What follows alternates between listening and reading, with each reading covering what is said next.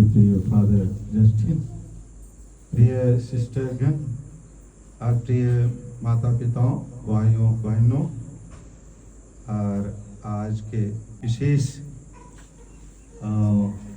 बच्ची क्या एलोरा शिफा, फादर ने शुरुआत में अन्नप्राशन का सारांश हमको बताए, इसलिए मैं एक प्रश्न करना चाहता हूँ। क्या अन्नप्राशन के बारे में कुछ जानकारी बाइबल में है क्या? नहीं है, लेकिन उसको हम ऐसे ले सकते हैं जैसे हम बाइबल में सेंट लूकास के सुसमाचार में अध्याय 2 पद संख्या 22 में हम पाते हैं, जब मंदिर में समर्पण का दिवस आया, उनके माता पिता प्रभु यीशु को मंदिर में ले गए। क्यों ले गए?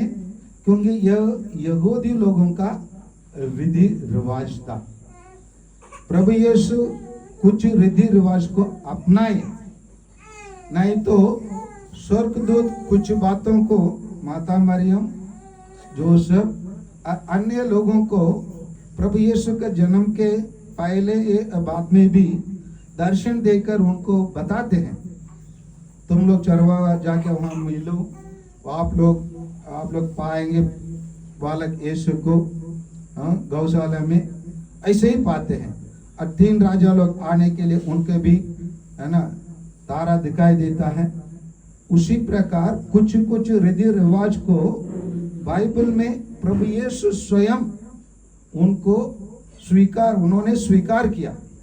जैसे प्रभु यीशु यूहन्ना के पास जाते हैं और यूहन्ना से बपतिस्मा ग्रहण करने वाले हैं, यूहन्ना मना करता है, आपका इसको जरूरत नहीं है, लेकिन प्रभु यीशु बताते हैं इसके होने दीजिए। उसी प्रकार हम कुछ रीति रिवाज को जहां हम रहते हैं, प्रभु यीशु यहूदी रहने के कारण, प्रभु यीशु अरामाइक या हिब्रू भाषा बोलने के कारण हम ईसाई लोग सब केवल उसी को ही करना है, नहीं, ऐसे प्रभु यीशु कहीं नहीं कहा है, कहीं भी ऐसे नहीं कहा है। लेकिन हम कुछ रीति रिवाज को जहां हम रहते हैं उसी के आधार पर वो हमारे विश्वास को दृढ़ बनाने में, जैसे आज बताया गया है, शिष्यों ने प्रभु से कहा हमारे विश्वास को बढ़ाइए। अब बढ़ाने में अगर हमारा रीति रिवाज हमको मदद नहीं करता है, उन चीज़ों को छोड़ना है। जैसे हमारे आदिवासी भाई बहनों में पीने का आदत है, तो पीने की आदत हमारे विश्वास को बड़ा नहीं करता है, उसको छोड़ना ही पड़ेगा, उसका त्याग देना ही पड़ेगा। लेकिन जो हमारे विश्वास को बढ़ाता है, हमारे अन्नप्राशन हमारे विश्वास को कैसे बढ़ाता है, जैसे फादर ने बताया, मतलब जब बच्चे 6 महीने या 1 साल 1.5 साल, और विशेषकर जब बच्चे के पहले दांत निकलता है, तब ऐसे विधि रिवाज को हम चालू करते हैं 8 टोस खाना खिलाते हैं। अन्नप्राशन मतलब ही होता है अनाज का सेवन करना। अनाज का सेवन करना हमें क्या देता है? हमारे शारीरिक आवश्यकताओं को पूरा करता है, शारीरिक हर एक अंग को बढ़ाने में और विकास होने में मदद करता है। इसलिए अन्नप्राशन हम चालू करते हैं। लेकिन हम लोग अन्नप्राशन के अलावा हम परम प्रसाद भी दिलाते हैं बच्चों को। वो कब दिलाते हैं? तुरंत अभी क्यों नहीं करते कलीसिया? जब हमारे बच्चे लोग थोड़ा ज्ञानी जब बनता है, 8 साल के बाद, जो अच्छा या बुराई को जो जब चुन सके, अपने आप निर्णय करके ये अच्छा है ये बुरा है, उसको जानने की उम्र आने तक हम बच्चों को परम प्रसाद नहीं देते हैं। परम प्रसाद हमको आध्यात्मिक रूप से हम अपने जीवन में आगे बढ़ने के लिए देने वाला भोजन है। क्योंकि इसी के बारे में प्रभु यीशु ने संत यूहन्ना के सुसमाचार अध्याय 6 में क्या कहता है? स्वर्ग से उतरा हुआ रोटी मैं हूं, प्रभु यीशु कहते हैं। इसीलिए स्वर्ग से वो उतरा हुआ वो रोटी प्रभु यीशु भोजन वो आहार वो हम 8 साल के बाद ग्रहण करते हैं। लेकिन 8 साल तक प्रभु यीशु के ग्रहण करने तक हम बच्चों को भौतिक रूप से शारीरिक रूप से उसको आगे बढ़ने के लिए हम लोग सांसारिक भोजन को हम लोग प्रदान करते हैं। और इसीलिए ये एक रीति रिवाज के आधार पर हम लोग करते हैं और ये आवश्यक भी है। बच्चों को शारीरिक रूप से उसको आज से ठोस खाना खिलाकर उसके कल से हम लोग क्या करेंगे, उसको जो भोजन हम खाते हैं उसको बच्चों को खाने के लिए सिखाते हैं। और बच्चों को खाने के लिए सिखाने के साथ साथ हम लोग जैसे आज के सुसमाचार के अनुसार विश्वास में बढ़ाने के लिए भी सिखाना है। और विश्वास में बढ़ाने के लिए सिखाने के लिए हम इस एलोरा शिफा को हम लोग उसके नाम के अनुसार जीना भी सिखाना है। नानी जानते हो एलोरा नाम तो दिए हैं और शिफा नाम दी है, जानते हैं आप मीनिंग उसका अर्थ जानते हैं, माँ बाप नाम तो दिए, ठीक है। एलोरा नाम बाइबल से लिया हुआ नाम है। एलोरा का दूसरा एक शब्द भी है एलीहोरा। इसको कहाँ हम बाइबल में पाएंगे? हम लोग बाइबल में संहिता ग्रंथ में बुक ऑफ साम्स कहते हैं, उसमें हम लोग 27 स्तोत्र गीत में ये लिखा है, the Lord is my light and my solvation लिखा है। ईश्वर मेरा ज्योति और मेरा मुक्ति है। मतलब एलोरा मतलब होता है गॉड इज माई लाइट, ईश्वर मेरा ज्योति है। अभी आप लोग एलोरा नाम दिए, मतलब आप लोग समझ लीजिए एलोरा आपका घर की ज्योति है। किसके द्वारा? ईश्वर के द्वारा।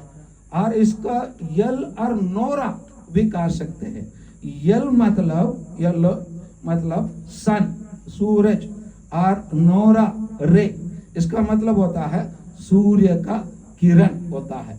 तो आपके घर के ये एलोरा सूर्य के किरण बनेंगी। अभी शिफा मैं सोच रहा हूँ क्षमा नर्स होने के कारण उस नाम को दिए होंगे। शिफा मतलब होता है आरोग्य, मतलब बिना कोई बीमारी से जीने वाले व्यक्ति को शिफा कहते हैं। इसका मतलब कोई भी बीमारी से बचा कर रखना आप लोगों का काम है। सो एलोरा मतलब गॉड इज माई लाइट, ईश्वर हमारा ज्योति है। शिफा मतलब आरोग्य, इसीलिए हम लोग तमिल भाषा में उस नाम को बहुत लोगों का नाम दे देते हैं।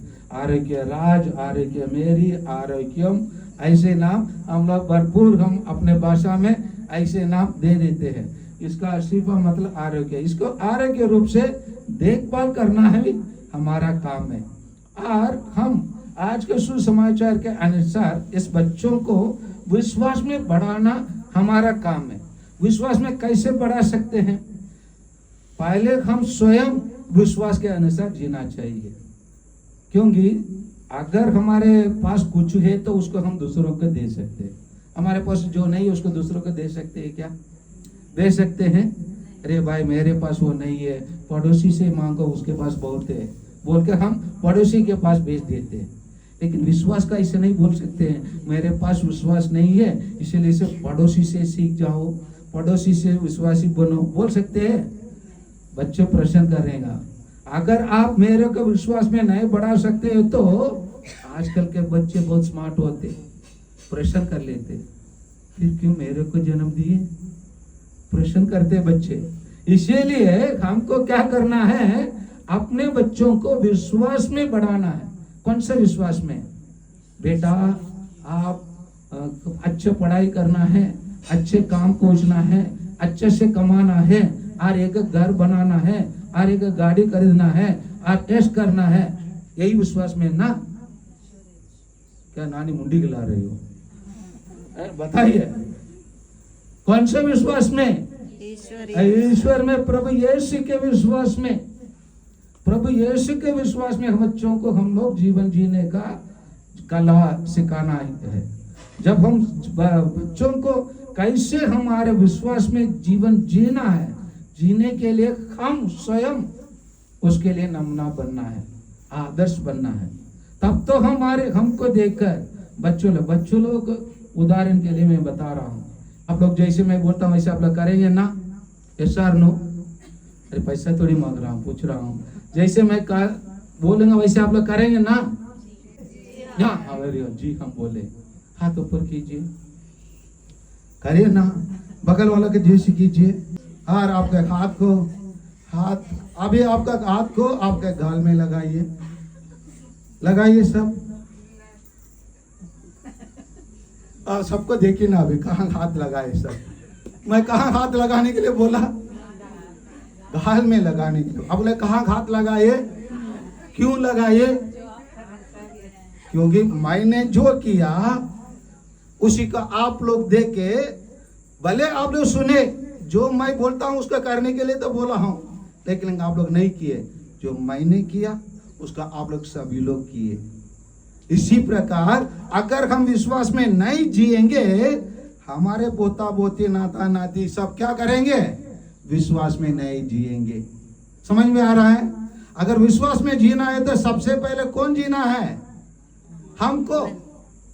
आप जितना भी अपने बच्चों को बोला बेटा आप विश्वास में जीना है, मैं बोला था आप लोग सबको, जैसे मैं बोलता हूँ आप लोग करना बोल के किए आप लोग नहीं किए। जो मैंने किया उसको सब लोग नकल किया।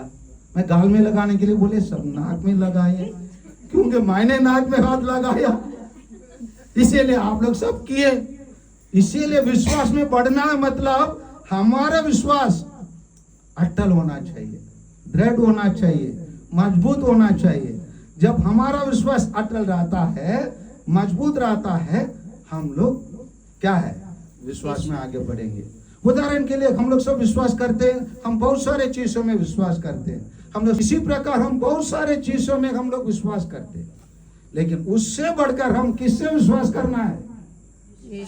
ईश्वर पर विश्वास करना है। हमारा सृष्टिकर्ता को हम विश्वास नहीं करते। बहुत बार हम लोग अन्य बहुत सारे लोगों से विश्वास करते हैं, जो हमको जीवन दिया, जिस परिवार हमको जन्म दिया, हमको है ना इस धरती में आने के लिए अवसर प्रदान किया, उसी ईश्वर को छोड़ के अन्य लोगों पर विश्वास करते हैं। लेकिन आज प्रभु यीशु क्या कहते हैं? अगर आपके विश्वास किसके बराबर हो? राई के दाने के बराबर हो। हम क्या कर सकते हैं? कोई पेड़ को, हमारा मुआ पेड़ को हम क्या कर सकते हैं? यहाँ से उड़ के जाके कहाँ गिर जाओ? अरबियन सागर में गिर जाएगा। कहते क्यों? क्योंकि विश्वास इतना काम कर सकता है। विश्वास कैसे काम कर सकता है? हम लोग सब आज आचार और जंगल के बीच में बसे हैं। विश्वास कितना छोटा से रहने से भी बहुत बड़ा काम कर सकता है। बोलते हैं ना? बोलते नहीं बोलते? आप लोग सब मैचेस एक तिल को ऐसे करके जंगल में छोड़ दीजिए, सुबह क्या दिखेगा? जंगल जला हुआ दिखेगा। एक छोटा से मैच पूरा जंगल को जला सकता है।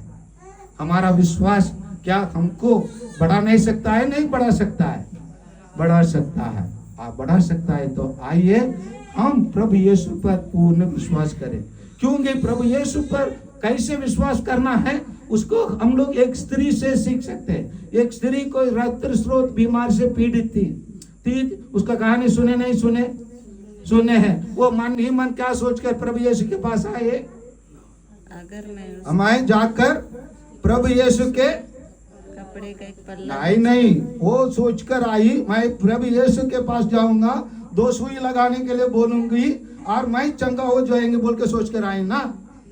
हाँ, फिर क्या सोच कर आई? हाँ, प्रभु यीशु को कपड़ा के पल्ले के छू लूंगा, क्योंकि उसमें दाया लगा है, उसको थोड़ा ये के चाट दूंगा, इसलिए मैं चंगा हो जाएंगे। सोची ना? नहीं। फिर उसके पास क्या था? विश्वास था। वही विश्वास प्रभु यीशु ना सुई लगाए, ना दवाई दिए, ना प्रभु यीशु के कपड़ा में दवाई के कुछ पदार्थ उसमें नहीं रहा, परंतु उसी औरत के पास क्या था? विश्वास था। आ जाइए प्यारे भाइयों और बहनों, हम लोग अन्नप्राशन से एलोरा शिफा का कर रहे हैं। जैसे वो शरीर के लिए हमारे आहार आकार देता है। आहार शरीर को आकार देता है, रूप रंग देता है। उसी प्रकार हमारे विश्वास हमारे आध्यात्मिक भोजन के रूप में क्या कहता है, लंगर का काम करता है। लंगर जानते हैं आप लोग, लंगर कहाँ हम लोग उपयोग करते हैं? वो मत बोलिए लंगर ये पंजाबी लोग अमृतसर में खाना खिलाते, वही लंगर को नहीं बोल रहा हूँ। कहाँ हम लंगर का प्रयोग करते हैं? समुद्र में प्रयोग करते हैं। समुद्र में जहाज को रोकने के लिए प्रयोग करते हैं। कितना भी तूफान आ जाए उस तूफान में बचने के लिए लंगर का प्रयोग करते हैं। उसी प्रकार हमारे जीवन के विश्वास ना, जीवन में आगे बढ़ने के लिए विश्वास हमको आकार देता है, हमको लंगर के रूप में काम करता है, हमको ईश्वर के पास पहुंचने के लिए रास्ता दिखाता है। क्योंकि मार्ग, सत्य और जीवन कौन है? यीशु मसीह है। इसलिए उस यीशु मसीह के पास हम हमारे एलोरा शिफा को विश्वास के साथ लेके जाए, ताकि हम भी विश्वास में बढ़े और हमारे बच्चे भी क्या बढ़े? विश्वास में आगे बढ़े। आमीन।